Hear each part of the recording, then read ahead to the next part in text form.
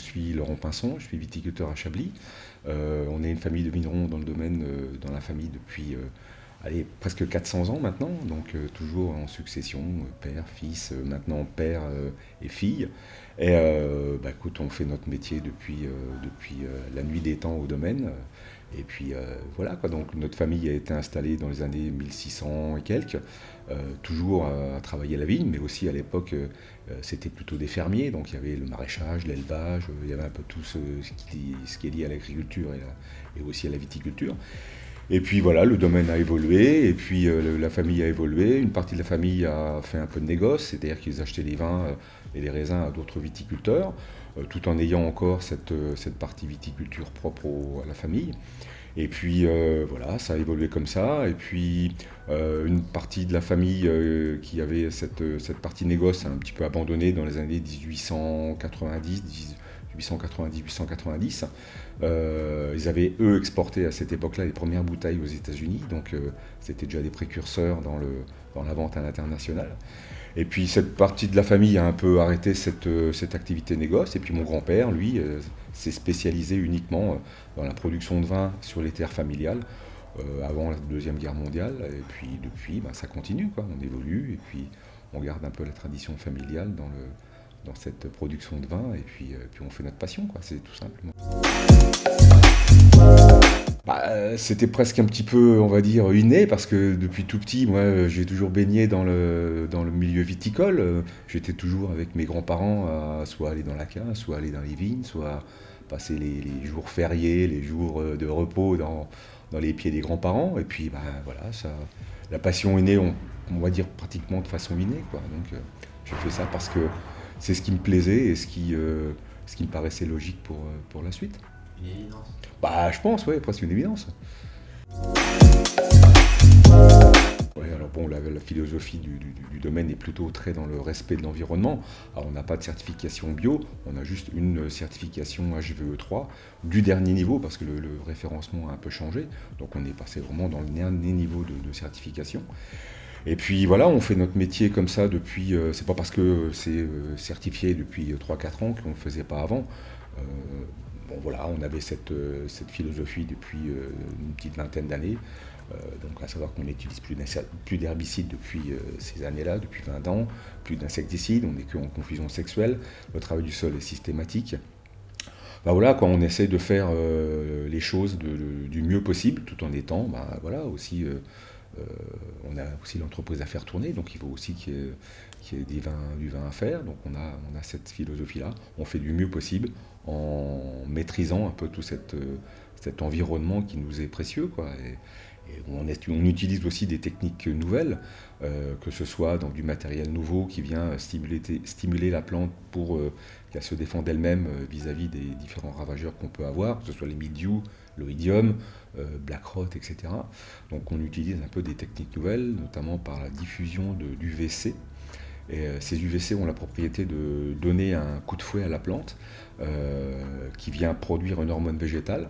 Et cette hormone végétale va aider la plante à se défendre elle-même contre un ravageur, comme je disais tout à l'heure, le mildiou, l'oïdium ou d'autres effets comme ça. C'est aussi des effets positifs sur le gel. La plante étant stimulée, la sève va circuler de façon un peu plus rapide dans la plante et va stimuler le végétal pour qu'il puisse se défendre contre des températures négatives. Alors on ne va pas aller dire ça protège à 100%, mais il y a aussi cet effet positif sur les températures extrêmes, notamment au printemps. Les hivers sont tellement doux et humides maintenant que les végétaux démarrent de plus en plus tôt, et c'est ce qui crée un peu ces problèmes justement chez nous dans le nord de la Bourgogne. On a juste cet effet gel qui est toujours récurrent à peu près tous les ans, et voilà, quoi. Il faut aussi d'autres techniques que le chauffage, que les chaufferettes, que les bougies, qui viennent aussi polluer un petit peu cet environnement. Donc on a ces matériels-là à notre disposition qu'on utilise, et ça fonctionne, ça fonctionne. Alors, les anciens avaient une petite date repère qui est la floraison de la vigne. Maintenant, bon, est-ce qu'il faut tenir compte comment dire, de ces repères que les anciens pouvaient avoir? Alors, ça donne une idée à la date de vendange, à la floraison de la vigne. Maintenant, bon, on va déjà On a des choses bien plus précises, que ce soit côté analytique, tout ce qui est prélèvement avant les vendanges. On commence, alors ça ne sert à rien de commencer un mois avant les vendanges. On va de toute façon trouver peu de sucre, des acidités tellement élevées que ça donne des idées complètement fausses. Mais on fait des prélèvements, on va dire, allez,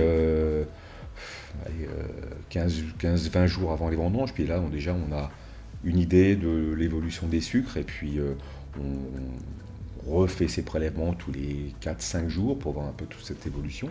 Puis on détermine notre date de vendange déjà artificiellement comme ça. Puis après, ce qui compte aussi, c'est la dégustation des baies. Ça, c'est voir la peau, comment elle se délite, si les pépins sont croquants ou encore un peu verts.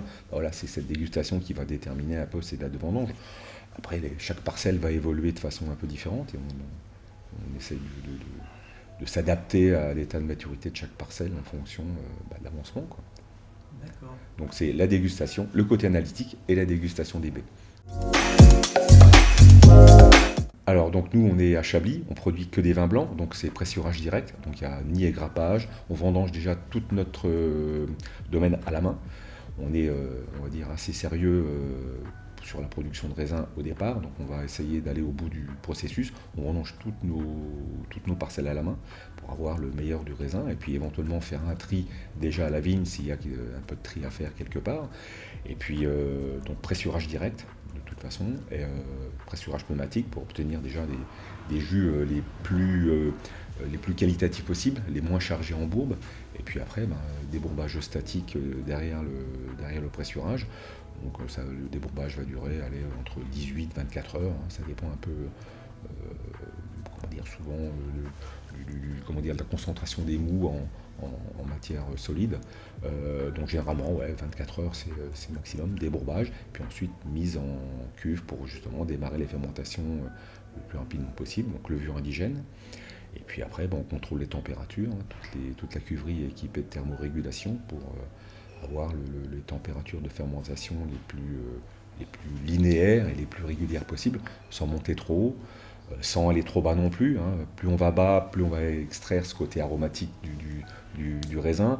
Plus on va haut, plus on aura ces arômes de terroir. Donc on essaie d'avoir un mix des deux, faire monter des températures de fermentation pas trop hautes, mais pas trop basses non plus. Donc ça va se dérouler entre 22, 23, 23 degrés. Donc c'est dans ces eaux-là où on essaie de faire le mieux possible.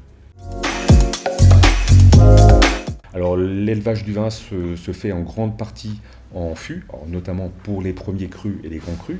Sur les appellations village, on va plutôt utiliser tout ce qui est vinification et élevage en cuve, donc sur l'IFIN toujours, parce que les vies ont toujours ce pouvoir légèrement stabilisateur dans le vin. Et sur les premiers crus et grands crus, notamment, on n'utilise que des barriques au format bourguignon, donc 228 litres. L'élevage va durer de 8 à 9 mois sur les premiers crus, et puis sur les grands crus, on va aller jusqu'à 15-18 mois. On a même une cuvée de grands crus qu'on fait en élevage 24 mois, pour justement essayer de passer 2 hivers en cave, et d'avoir cette stabilisation tartrique des vins sur les 2 hivers, et ça fonctionne plutôt pas mal, quoi. Donc plus on va aller loin dans l'élevage, mieux les vins vont se comporter, on va dire, avant mise en bouteille, et les stabilisations est plutôt plus naturelle, quoi. Ah, Grand Cru Les Clos, donc c'est, on va dire, le Grand Cru peut-être le plus représentatif du vignoble chablisien. Sur les Grands Crus, on a 7 lieux-dits classés Grands Crus sur le vignoble de Chablis. Les Clos fait partie peut-être des Grands Crus avec le terroir le plus représentatif, donc c'est marnes calcaires chimérigiennes qui sont présentes naturellement dans le sol. Donc ce sont des calcaires très fossilisés dans lesquels on va retrouver beaucoup de fossiles, de mini-fossiles d'huîtres. Cette huître qui s'appelle Oxyravirgula, enfin, c'est un nom un petit peu latin, toujours un peu complexe, mais c'est cette huître qui va donner ce côté très maritime, presque salin dans les vins, et qui va donner cette personnalité au vin dans la dégustation, dans l'approche des vins de Chablis. Et ça, c'est le Grand Cru Les Clos fait partie peut-être des crus les plus prestigieux du vignoble chablisien. C'est aussi le Grand Cru le plus grand en surface. Sur Chablis, la surface totale des grands crus va représenter à peu près 100 hectares, 101 hectares ou 102 hectares, quelque chose comme ça. Et le Grand Cru Les Clos représente 26 hectares. Donc il y a quand même un quart des grands crus produits à Chablis qui sont produits sur l'aire d'appellation Les Clos. Donc c'est celui qu'on va retrouver peut-être le plus facilement sur les marchés, que ce soit dans la restauration, caviste ou même les marchés export, de façon régulière, quoi. Donc c'est le grand cru à part entière, exposition plein sud, des terroirs très fossilisés, très calcaires, qui vont donner, on va dire, une énergie dans le vin, une approche très chablisienne, très tendue, très fraîche, mais qui n'élimine pas la concentration. L'exposition plein sud va donner au vin beaucoup de richesse, beaucoup de concentration et beaucoup de personnalité également.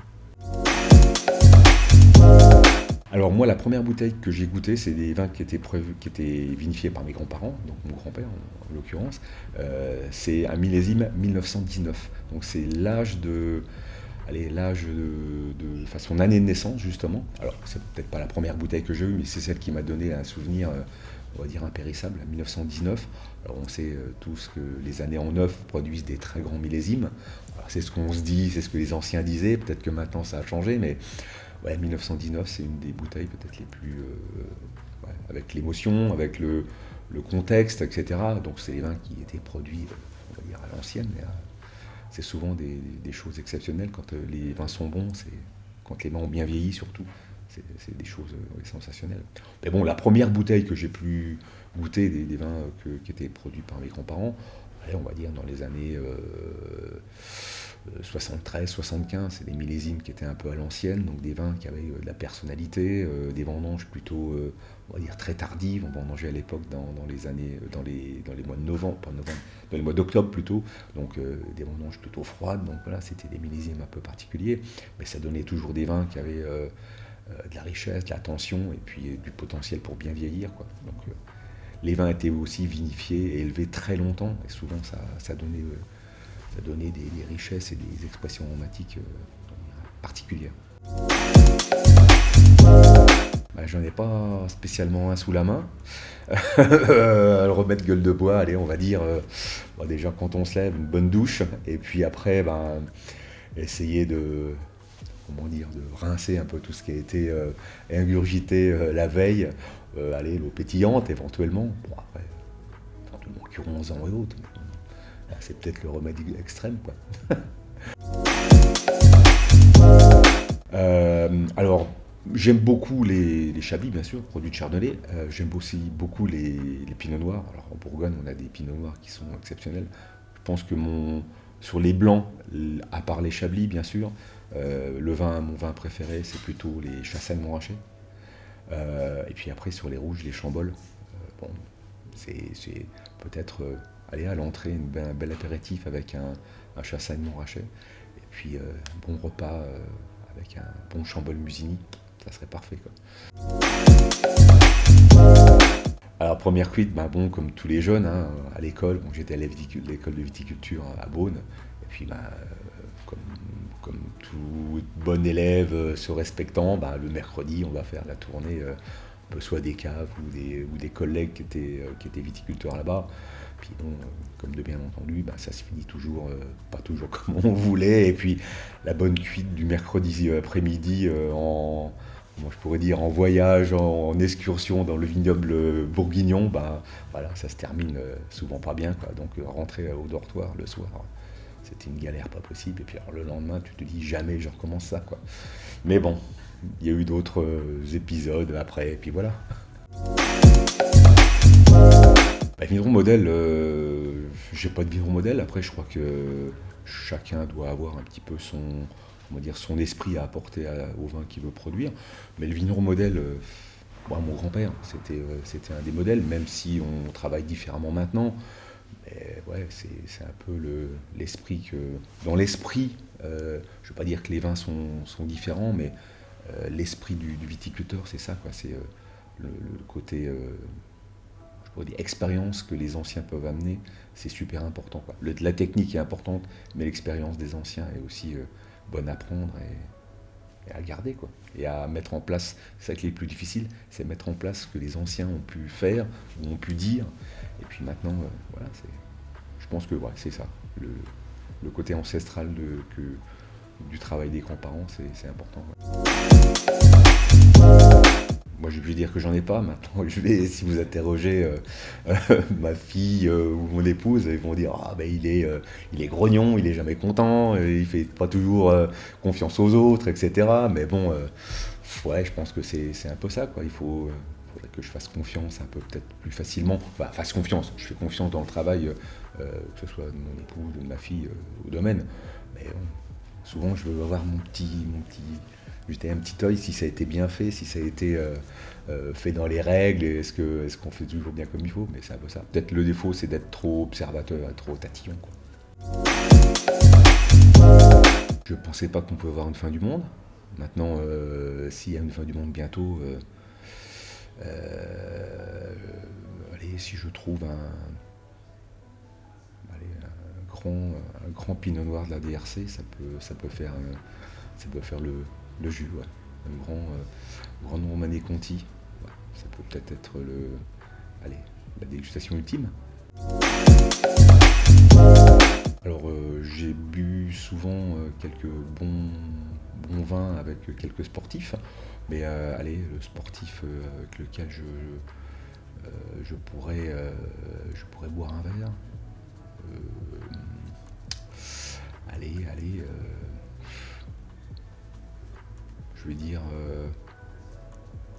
Zinedine Zidane. Ça serait une bonne, comment dire, bonne expérience, ouais. Alors, j'ai apprécié un voyage que j'ai fait au Mexique. Euh, Quelque chose enfin, on entend parler du Mexique comme bon, un pays peut-être un peu particulier, mais je suis allé là-bas pour présenter les vins, voir notre importateur, et on a fait un voyage sensationnel, donc Mexico City, et ensuite on a fait aussi une présentation des vins en Basse-Californie, à Los Cabos, et je pense que c'est l'endroit enfin, le plus merveilleux que j'ai vu jusqu'à aujourd'hui, quoi. C'est splendide, plein Pacifique, enfin au bord du Pacifique. Il y a une grande baie où les baleines viennent se reproduire là. Oh, c'est génial. Plage blanche, des sables fins, tout. Oh, c'est splendide, splendide. Je pense que Los Cabos en Basse-Californie, au Mexique, quoi.